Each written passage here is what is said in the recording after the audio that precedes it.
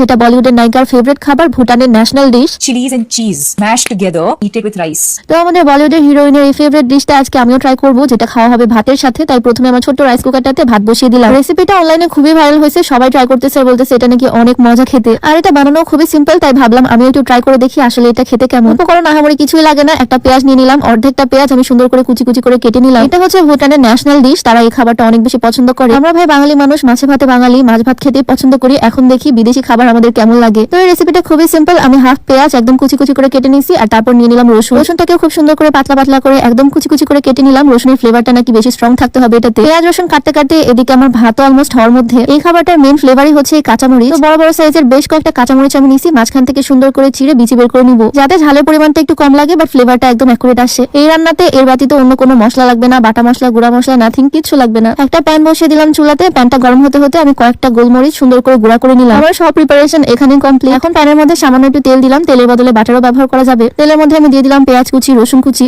একদম লো হিটে আমি রান্নাটা করতেছি, একটু ভেজে নিয়ে তার মধ্যে আমি দিয়ে দিলাম কাঁচামরিচ গুলো, একদম বিচি ছাড়ানো কাঁচামরিচ। আর তারপর এটার মধ্যে দিয়ে দিচ্ছি আমি পানি। পানিটা দিয়ে হিট বাড়িয়ে দিলাম যাতে পানিটা সুন্দরভাবে ফুটে ওঠে। তার মধ্যে একটু লবণ আর গোলমরিচ যেটা গুঁড়া করে রাখছিলাম সেটাও দিয়ে দিলাম। এই তো আমার রান্না শেষ। এখন আমি দিয়ে দিব স্লাইস চিজ। তাহলে আমার রেসিপি কমপ্লিট। এখন দেখা যাক এটা খেতে কেমন। ফুটন্ত পানির মধ্যে দিয়ে দিলাম স্লাইস চিজ গুলো। মেইনলি এটাই হচ্ছে রেসিপি, এই মরিচের মধ্যে চিজ, এই ফ্লেভারটাই নাকি দারুণ লাগে সবার কাছে। আমি ভালো করে এই জিনিসটা নেড়ে চেড়ে নিচ্ছি আর পানি একটু কমিয়ে নিচ্ছি যাতে জিনিসটা খুবই ক্রিমি ক্রিমি হয়। খুবই সিম্পল আর ইজি ওয়ে। দেখো এই জিনিসটা একদম রেডি, এখন একদম ক্রিমি ক্রিমি হয়েছে। আর এই জিনিসটা খেতে হবে ভাতের সাথে। 10 মিনিটও টাইম লাগলো না, আমার রেসিপিটা একদম রেডি। আর ছোট্ট কুকারটাতে আমি ভাত বসিয়ে দিয়েছিলাম, ভাতও তৈরি। এই খাবারটা ভাতের সাথে খাওয়া হয়, তাই আমি ভাতের সাথে সুন্দর করে সার্ভ করবো। ভাতটা বাটিতে বসিয়ে নিচ্ছি যাতে প্লেটের মধ্যে দেখতে সুন্দর লাগে, ডেকোরেশনটা সুন্দর হয়। আমি এখানে 3টা স্লাইস চিজ ইউজ করছি। জিনিসটা খুবই চিজি হয়েছে, স্মেল তো বেশ ভালো লাগতেছে। খেতে কেমন হবে জানি না, যেহেতু অনেকগুলোই বানাইছি আমি একদম ভরে ভরে দিলাম চিজের এই তরকারি। হাফেজ।